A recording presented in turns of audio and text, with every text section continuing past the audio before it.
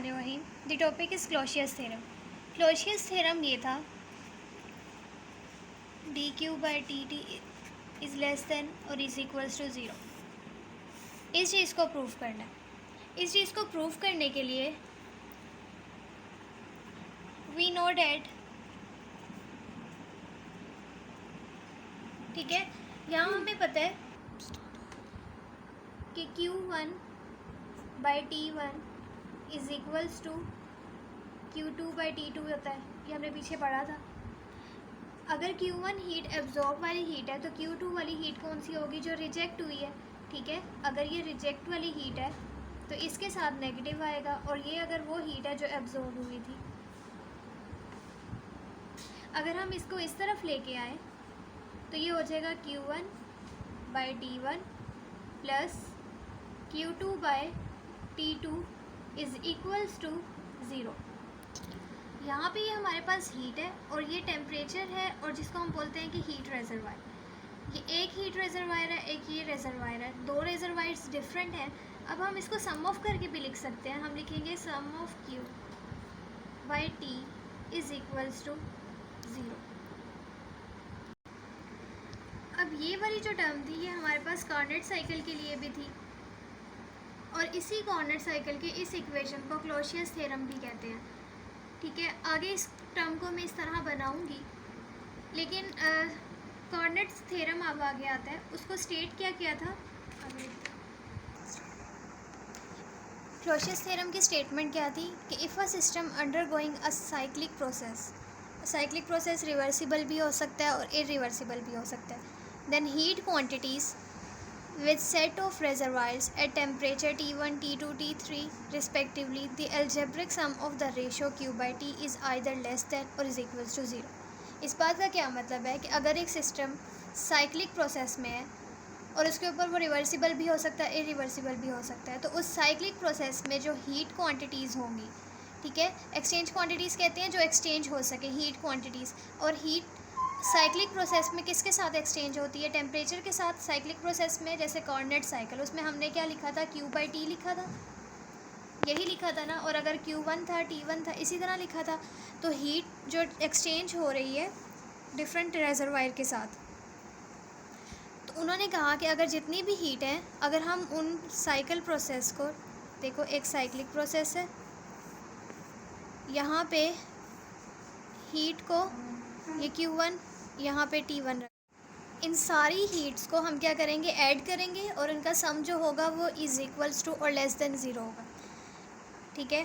कहने का मतलब है कि हमारे पास एक प्रोसेस में डिफरेंट हीट है, यहाँ पे हीट है, और वो Q1, Q2, Q3 up to so on Qn तक है, और हर एक हीट का अपना एक एक रेजरवायर है। जैसे Q1 by T1, Q2 by T2, Q3 by T3 up to so on Qn by Tn। उसके बाद उन्होंने कहा कि heat quantity set of reservoirs हो गया, the algebraic sum of the ratio. इसका मतलब हमने इन सबको क्या करना है? ऐड करना है।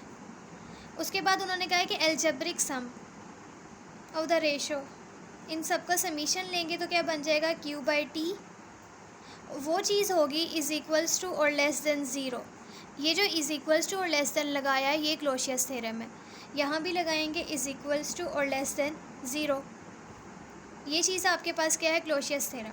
अब देखो ये ज़्यादा डिवाइड हुआ है ना। अगर हम इस पूरे सिस्टम का इंटीग्रल लें, और ये क्या है? साइक्लिक प्रोसेस है। साइक्लिक प्रोसेस का इंटीग्रल कैसे लेते हो? ऐसे। और इस चीज़ का इंटीग्रल लेंगे तो D Q by D T is equals to less than zero. Prove हो गया। यही चीज़ थी क्लोशियस थ्योरम। साइक्लिक क्या था? रिवर्सिबल और इरिवर्सिबल। ये जो साइन है आपके पास लेस देन और इज इक्वल्स टू ज़ीरो, ये रिवर्सिबल के लिए क्या है और इरिवर्सिबल के लिए क्या है? अब इस चीज़ को प्रूव करना है। वैसे मैं यहाँ पे लिख देती हूँ कि इक्वेलिटी का साइन जो है, इक्वेलिटी का साइन रिवर्सिबल के लिए, और जो लेस देन का साइन है वो आपके पास है इरिवर्सिबल के लिए।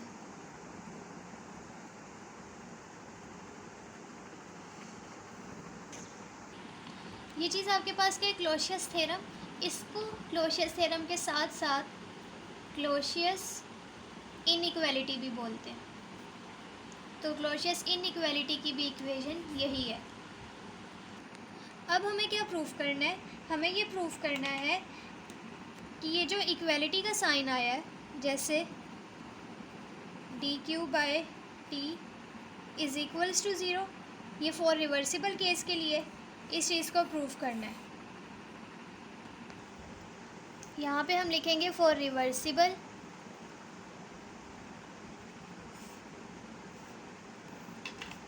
सबसे पहले हम एक बना लेंगे क्योंकि साइक्लिक प्रोसेस है।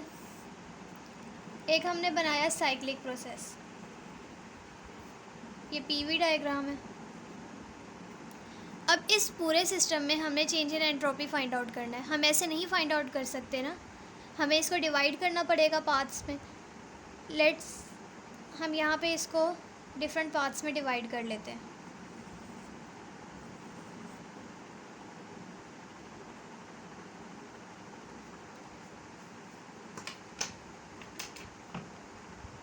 हमें इसकी चेंज इन एंट्रोपी अगर फाइंड आउट करनी है, फिर उसके बाद इंटीग्रल लेके पूरे की कर लेंगे।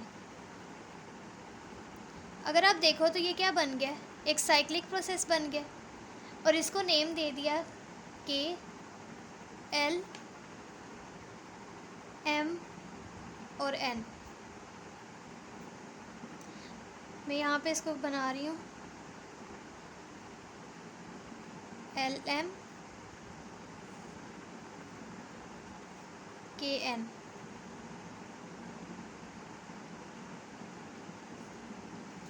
यहाँ पर ये एक साइक्लिक प्रोसेस है, और साइक्लिक प्रोसेस हम क्या कहते हैं कि कॉर्डिनेट साइकिल है। और कॉर्डिनेट साइकिल में हमारे पास क्या होते थे, दो एडियाबैटिक और दो आइसोथर्मल्स होते थे। तो इस साइकिल में भी क्या होगा, दो एडियाबैटिक होंगे और दो आइसोथर्मल्स होंगे। तो हम कह देंगे कि हमारे पास यहाँ पे एल एम ये चीज़ और के एन ये चीज़, ये क्या है, एडियाबैटिक है। और दूसरा ये चीज़ एम एन और ये हमारे पास क्या है, आइसोथर्मल्स है।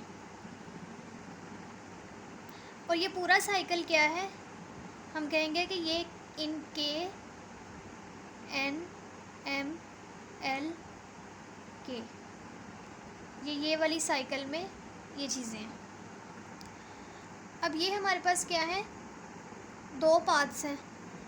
अगर आप देखो यहाँ पे इसी तरह होगा कि ये Q1 हीट देगा और यहाँ से Q2 हीट जो होगी वो रिजेक्ट होगी। इसी तरह होगा ना,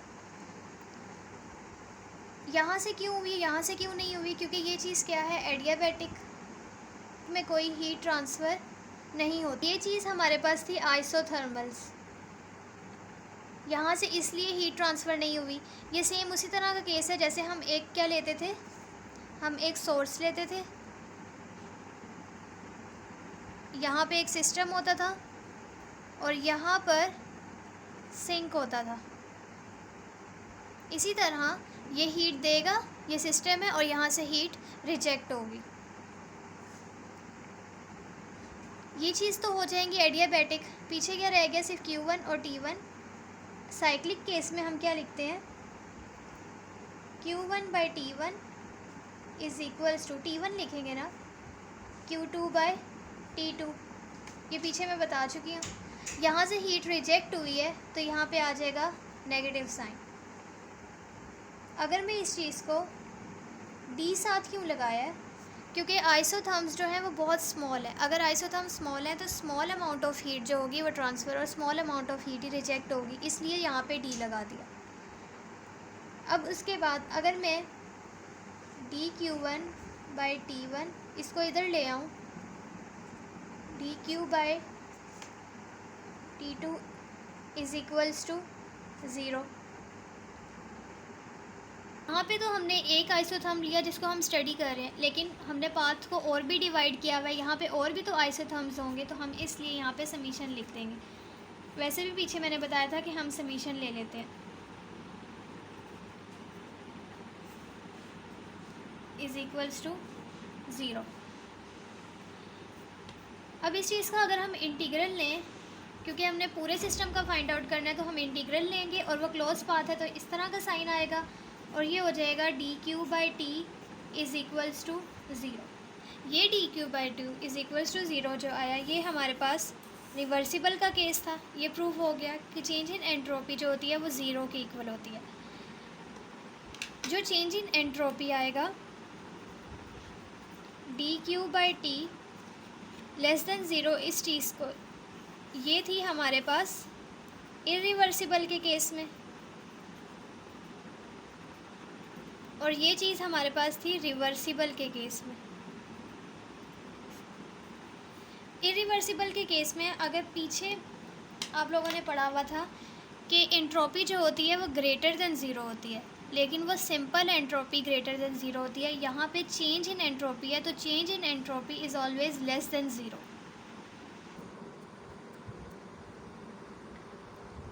तो क्लोशियस थ्योरम हमारे पास है ही क्या, ये चीज़ थी, इसी चीज़ को प्रूव करना था।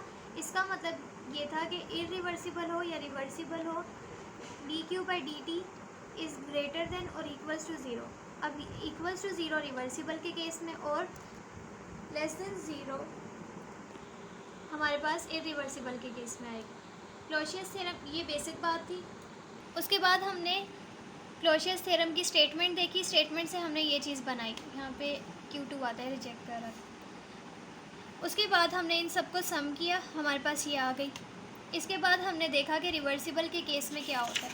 रिवर्सिबल के केस में हमने पाथ्स में डिवाइड किया, एक आइसोथर्म, 2 आइसोथर्म्स आए, 2 एडियाबैटिक आए। एडियाबैटिक में हीट ट्रांसफ़र नहीं होती, 0 हो जाती है। आइसोथर्म्स में होती है, लेकिन ये स्मॉल आइसोथर्म्स है, ठीक है, स्मॉल है, इसलिए हमने यहाँ पे dq1/dq2 लिया। उसी तरह सम किया और इज़ इक्वल्स टू 0 आ गई। इरिवर्सिबल के केस में लेस देन 0 होती है, लेकिन हमने कहा था कि एंट्रोपी ग्रेटर देन 0 होती है, लेकिन वो सिंपल एंट्रोपी होती है। Change in entropy is always less than 0।